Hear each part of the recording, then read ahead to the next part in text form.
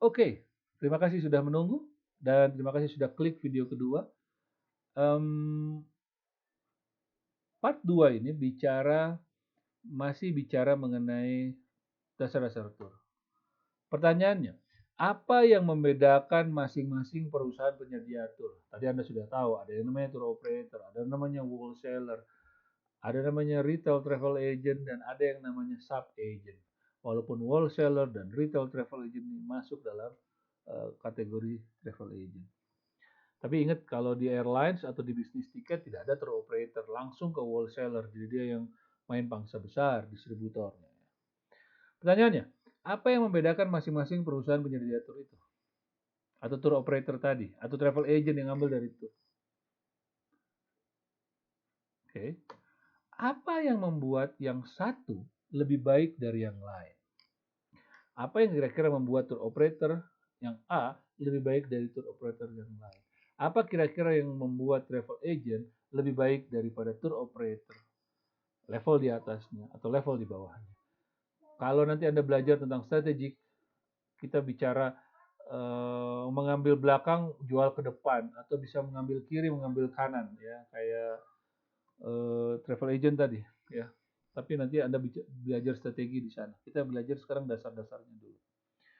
Jawabannya adalah ini. Competitive advantage, keunggulan bersaing. Competitive advantage itu apa?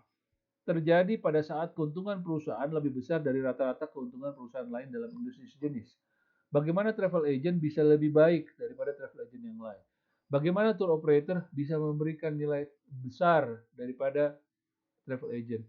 Kenapa customer tidak langsung ambil ke tour operator? Karena dia memberikan competitive advantage terhadap travel agent. Jadi dia butuh travel agent.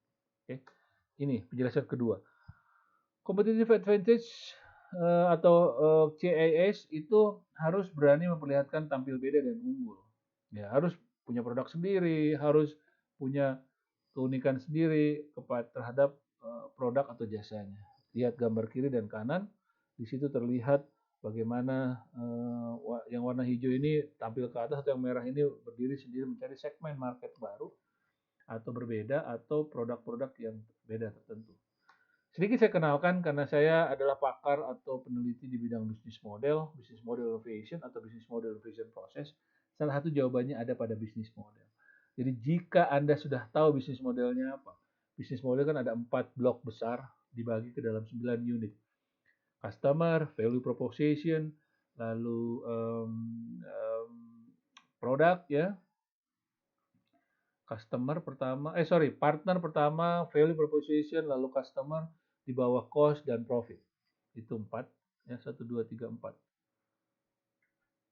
Ya, ya betul, karena value proposition dia berbeda.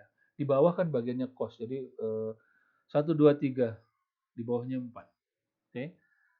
Tadi partner yang pertama, kedua value proposition, ketiga customer, di bawahnya adalah biaya dan keuntungan. Nah, nanti di situ kita tahu bagaimana produk. Sedangkan apa yang dibahas dalam perencanaan operasional perjalanan wisata?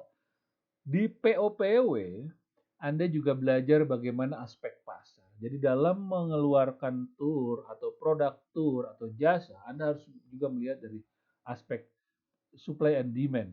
Aspek sumber daya salah satunya yang supply. Baru di situ Anda menciptakan produk dan Anda harus kuat dari level operasional. Jadi sekali lagi, perjalanan operasional pariwisata ada beberapa aspek ya. Di drive dari pasar atau dari sumber daya yang ada, misalkan Anda punya lahan yang baik, destinasi yang menarik, cantik, dengan operasional yang bagus, Anda bisa tawarkan. Baru Anda menciptakan pasar. Atau sebaliknya ada pasar yang pengen ke tempat itu, tapi belum ada yang bikin, misalkan Anda yang bikin. Anda ciptakan produknya, dan Anda coba buatkan operasional. Pertanyaan selanjutnya, apa yang dimaksud dengan produk atau jasa? Jika tadi Anda bicara ada produk di tengahnya yang akan mensuplai demand and supply, yang di-drive dari demand and supply, lalu membutuhkan operasional untuk ditawarkan kepada customer. Dari Kotler and Turner, saya masih 4 menit, produk atau jasa adalah apapun yang bisa ditawarkan kepada pasar untuk diakuisisi, dipakai atau dikonsumsi dan memuaskan kebutuhan atau keinginan. Kata kuncinya adalah needs and wants. Itu kata Kotler. Sedangkan ada lagi yang menyatakan bisa didrive dari tanpa needs and wants ya. Tapi ini saya kasih lihat dulu yang Kotler. Produk atau jasa ada karena konsumen bisa diciptakan, karena kebutuhan, tapi juga karena keinginan. Jadi bukan hanya kebutuhan, tapi kita drive dia, kita tawarkan dia sehingga dia jadi ingin. Oke. Saya juga perkenalkan three level of product. Jadi sebelum masuk ke bagaimana buat tour apa dan nanti Anda harus membedakan. Oh ini produk yang dimaksud Pak Tommy. Oh yang ini. Nah di sini saya pengen kasih lihat bahwa ada 3 level produk sederhananya ya.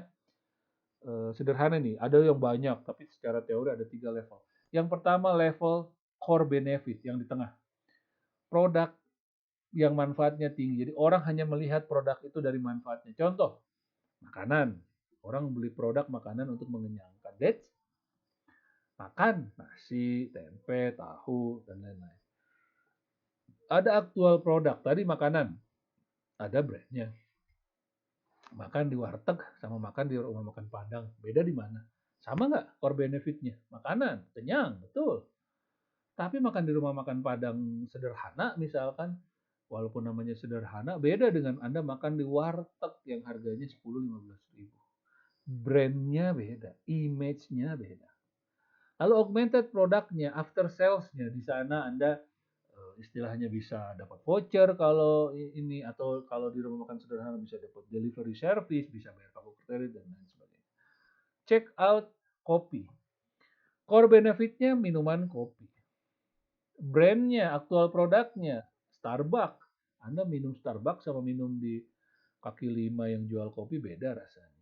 Augmented produknya, Anda bisa beli mugnya, Anda bisa beli kopinya, Anda bisa duduk di sana lebih nyaman, ada AC-nya dan lain sebagainya. So, produk itu bukan hanya inti manfaatnya, tapi harus ada aktual produk dan augmented produk. Yang paling sederhana produk seperti itu ya. Mudah-mudahan Anda paham. Setelah Anda tahu mengenai produk, kita bicara tentang produk perjalanan. Apa sih? Tolong dibaca nanti. Ini dari beberapa pakar. Tapi produk wisata itu katanya adalah rangkaian dari berbagai jasa yang saling terkait. Dari perusahaan, tourism stakeholder, jasa masyarakat, dan lain sebagainya. Ini biasanya dari orang-orang yang jualan produk dari bisnis atau dari nature base dan budaya. Kalau kata Suwantoro, produk wisata juga merupakan gabungan dari berbagai komponen antara atraksi suatu daerah tujuan, fasilitas yang tersedia, aksesibilitas ke dan dari tujuan wisata. Yaitu berbeda-beda. Saya juga masukkan ini tapi tidak akan saya bacakan. Dari sini sih kita bisa lihat bahwa Sulistiowati bilang bahwa pendekatan proses penciptaan produk itu dari input ke output. Produk yang didasarkan atas masukan penting untuk menghasilkan produk. Jadi ada inputnya dulu baru bisa jadi outputnya. Atau proses penciptaan itu dari klasifikasi, oh dibagi, ini klasifikasi A, B, C, D. Pendekatan barang yang siap dijual kepada wisatawan, oh ini barang mentah, ini barang setengah jadi, ini barang jadi. Bisa jadi ada seperti itu kayak tadi, jualan hotel saja sama pesawat atau jualan full board, full package. Ketiga, pertimbangan konsumen, dia lebih ke memenuhi harapan dan permintaan dari produk yang telah ada sebelumnya. Ini tidak akan saya bacakan, tapi Anda tolong baca nanti di Google Classroom yang saya masukkan. Jadi Sulistiowati juga memberikan ciri-cirinya. Ini sebenarnya ini sifat-sifat dari produk wisata atau pariwisata, tidak dapat disimpan, tidak dapat dipindahkan dan lain sebagainya. Tapi pernah kita bahas di pertemuan pertama bahwa ini sekarang tidak terjadi definite seperti ini, tidak absolut. Produksi dan proses konsumsinya bisa saja disimpan ya, atau abstrak itu bisa diperlihatkan dan lain sebagainya. Tapi ini salah satu karakter yang memang dulunya kena, tapi sekarang Anda bisa bikin inovasi ke sana. Terus yang ke selanjutnya 8 unsur pembentuk. Nah ini Sulistiowati kasih lihat yang lebih detail bagaimana biro perjalanan, jasa perusahaan semua masuk ke dalam produk. Tapi saya cuma pengen memberikan Anda 5 saja. Ini komponen inti. Kalau ini kan dia berdasarkan stakeholdernya dari jasa perusahaan dan lain sebagainya. Tapi sebenarnya saya pengen ngasih Anda 5 komponen inti. Ini aja. Ini tolong diingat baik-baik untuk Anda nanti memahami. Yang pertama, Anda tidak bisa jalan kalau tidak ada atraksi wisata, destinasi, tujuan, hiburan, tempat belanja, dan lain sebagainya. Saya tinggal 1 menit lagi ya. Lalu tidak ada transportasi darat. Jadi komponen itu adalah atraksi, transportasi, akomodasi, makan minum, sama aktivitas. Oke? Memang ada yang ditambah dengan souvenir sekarang. Oke, tapi saya masukkan itu aktivitas. dia aktivitas berbelanja. Karena belum tentu dia beli barang, tapi dia bisa cuma lihat-lihat di pasar. Itu saya masukkan aktivitas. Sama seperti tadi yang selalu Setiwati. Ada jasa-jasa supernya dan lain sebagainya. Tapi saya masukkan itu dalam aktivitas. Again, ada 5, atraksi, transportasi, akomodasi, makan, minum, aktivitas. Tanpa belanja juga orang bisa jalan-jalan, jual produk wisata. Tapi ini salah satu part of activity. Oke. Lalu ini sedikit insert, walaupun bukan di mata kuliah PO-PO, tapi di mata kuliah destinasi, ada berbagai komponen inti pariwisata di destinasi. Atraksi, akomodasi, accessibility, activities, amenities, ancillary. Ada 10 bahkan ya. Cuman ini adalah bagian dari penarik, bagian dari magnet agar orang-orang mau datang berkunjung ke destinasi pariwisata. Komponen pendukungnya ada lagi, tadi kan komponen inti, sekarang komponen pendukung, yaitu penyedia dokumen dan penyedia jasa lainnya. Tanpa ini nggak apa-apa, cuman dengan ini lebih baik lagi. Saya nggak akan bahas ini, tapi intinya di sini adalah ada perbedaan-perbedaan dari komponen perjalanan wisata yang dikemas untuk pembandingnya. Oke, tapi ini tolong Anda lihat saja. Oke.